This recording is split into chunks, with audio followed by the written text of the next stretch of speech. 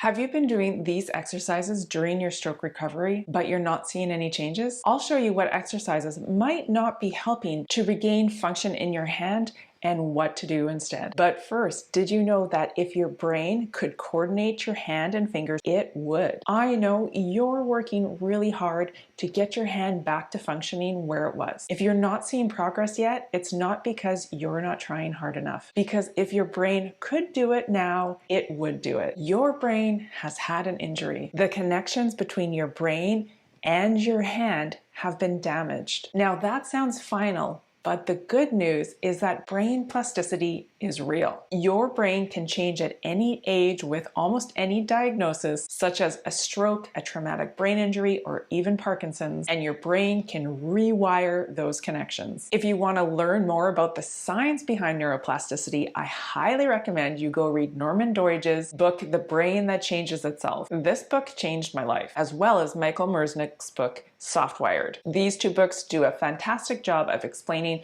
exactly what neuroplasticity is and walk you through the process with lots of scientific studies to show that you really can rewire your brain. The biggest mistake that you can make in your recovery from a stroke is by only focusing on exercising the muscles without any consideration to how the brain can rewire those connections. So if you want to get real results in your hand function with less spasticity, improved control and mobility, you need to focus on those exercises that help rewire the connections between the fingers, the hand, the wrist, the arm, and the brain. Now, I know you've been doing all of the stretches and all of the exercises that you've been told to do. And I also know that you're frustrated, or you wouldn't be watching this searching for something different. You know something's missing. And if you've only been shown exercises or stretches that focus on the muscles, so stretch every few hours, no matter if it hurts, or do this exercise 20 times, 3 times a day, and you haven't been taught how your brain needs to relearn how to coordinate all of those muscles, then you've been missing the key to your stroke recovery. Doing the same mechanical exercise over and over and over again, expecting a different result, is, well, the definition of insanity. So I want to show you how to upgrade your exercises for the hand to accelerate your recovery and get those brain connections rewiring and regenerating. It all starts with body awareness. Does your brain know where your hand and your fingers even are? How complete of a picture does your brain have of your fingers and your hand and your arm? After a stroke, your brain's connections have been damaged. So it's like your brain is starting from a clean slate of being aware of where your hand and your fingers even are. So the very first exercise to take advantage of your brain's plasticity, your brain's ability to change, is to simply body map your hand and your fingers for your brain. Now I'm going to show you how to use quality sensory input for this. Your brain loves and learns by taking in incoming sensory information and exploring new ways to move. Brains love sensory information and novelty. So let's give your brain quality sensory information and novelty to help reconnect your brain to your hand and your fingers. I'm going to walk you through 3 types of sensory input. Let's start with sensory input number 1, which is visually mapping your hands and your fingers. This helps your brain gather up information about your hands and your fingers. So find a really comfortable place to sit. You can have your hand in your lap or maybe on a table. And then when you're comfortable, notice where your hand is in space. Notice how your fingers naturally lie. Now, don't change anything yet. Allow your brain to not judgmentally figure out where is your hand and fingers in space in relation to your body, in relation to the environment, in this moment. Self-awareness has been proven to increase brain plasticity and is one of Anat Baniel's 9 essentials of brain plasticity. So sensory input 1 is just you visually looking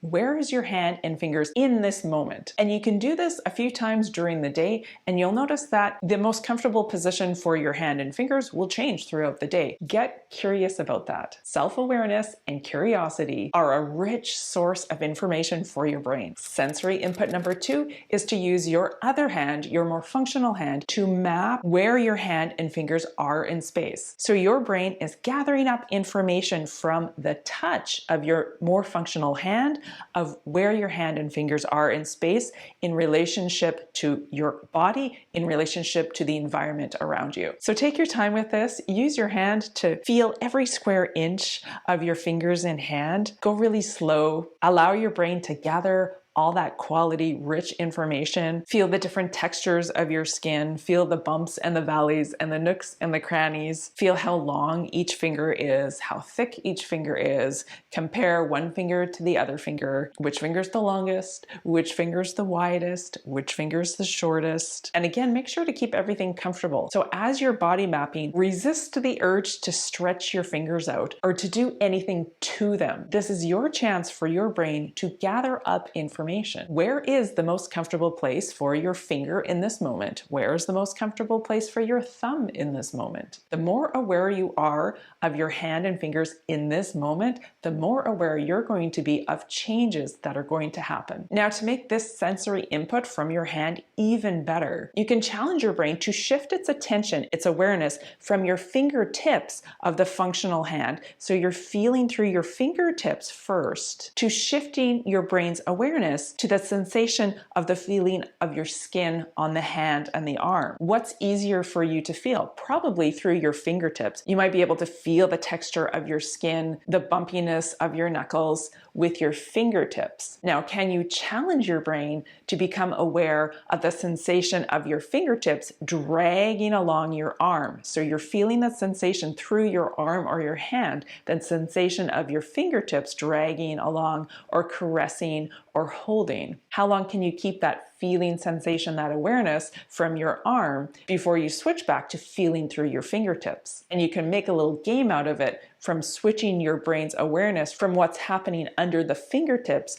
to the sensation you're feeling through your arm and your hand. That is a rich source of information for your brain. Now, the third source of sensory input that you can explore and have fun with is to use your affected arm to map the rest of your body. So if it's comfortable for you to get a hold of your affected arm with your more functional hand, simply drag it across any part of your body that it's close to. So in this case, I'm going to drag it across my leg. I'm actually body mapping my leg with my arm. So my brain is gathering up sensory information about where my arm is in relationship to my leg. Your brain needs to know this so it can have a functional arm and hand that does what you want it to do. These are the baby steps of rewiring your brain to have it be able to control your entire arm and hand and fingers to do what you want it to do. So you're using your arm and your hands and your fingers to map your body. Get creative with this, get playful. Make sure your hand and arm are comfortable for you. So you can map your legs,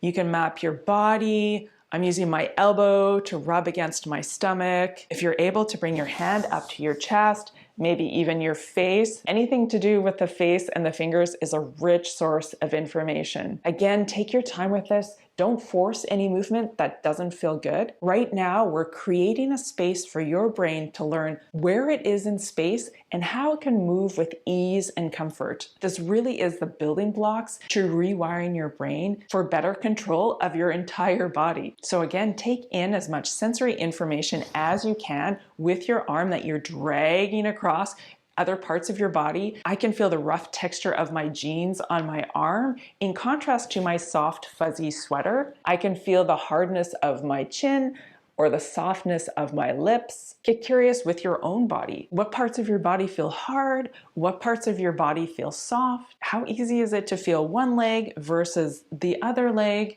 Which one's more comfortable? Which one's more easier? Get really curious about this and have a lot of fun. The more creative, unique, and fun you can have collecting this rich source of information, the faster your brain is going to be able to rewire and reconnect the pathways to more functional movement. Now, if you want to learn 2 more gentle exercises to help reduce spasticity in the hand, go watch this video next.